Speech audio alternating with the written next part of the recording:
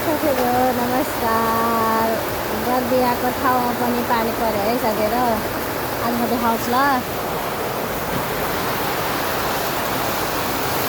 हेर्नु साथीहरू मस्तनी मुसलधारे मजाले गलाइबाट छिराछ मेरो। अनि यो पानी चाहिँ आज असारको आज कति गते हो? 15 गते। आज असारको 15 गते रातिको 1 बजे 1 बजिरहेछ होइन। अहिले 1 बजेर खै कता नै कति भइरहेछ लागेर 1:14 भइरहेछ अहिले।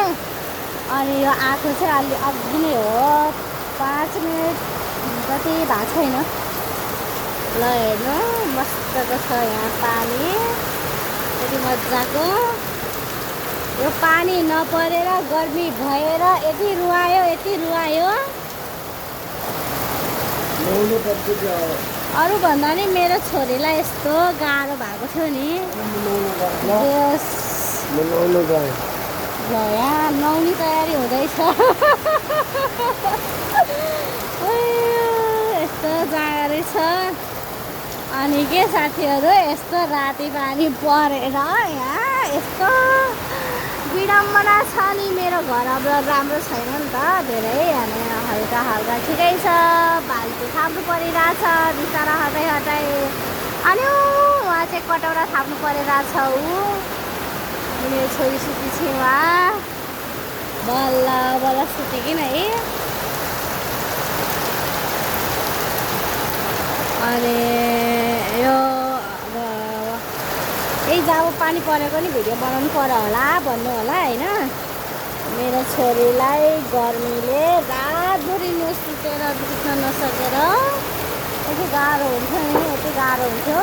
बत्ती त्यस्तै फेरि त्यस्तै। अनि ल साथीहरू अब चाहिँ रोपाइ हुने भयो धमाधम। यो पानी नपर्नाले बिउ पनि बढेको थिएन क्या हाम्रो धानको बिउ नबढेर हैरान थियो कि। अनि जस आकाशको पानी परेपछि बिउ हल्का बढ्छ अरे नि त।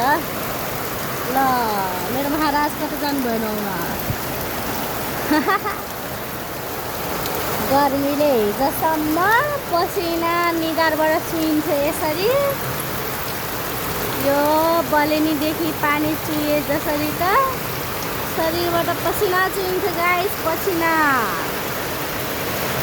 जस्ट 2 दिनलाई भए पनि राहत हुने भयो, तर पानी परेर खुसी हुने त त्यस्तै हो। भोलि फेरि पानी उभाउँछ। पानी उभाएपछि आकाशको चिसो अनि भुइँको तातो बाफेर झन् कस्तो पुरा भात पकाइसकेपछि भातको बाफ हुँदैन हो, त्यस्तै तातो हुन्छ नि त मलाई त फेरि झन्। अनि केही छैन, ठिकै छ। जे भए पनि आज फाइनली पानी आयो। यो पानीको पर्खाइमा बच्चा पुरेर बसिरहेका थिए यो ठाउँमा है। आयो, जे भए पनि आयो पानी। सो गाइस यति नै हो मेरो गफ होइन। अब के गर्नु, अब घरभित्र पानी जान्छ यसरी।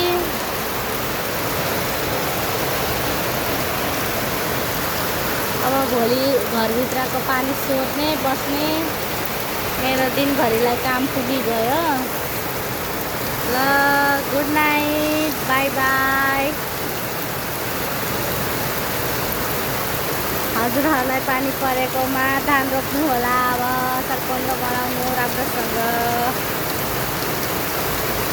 ल नुहाएर आइबस्नु भयो महाराज। ल साथीहरू गुड नाइट।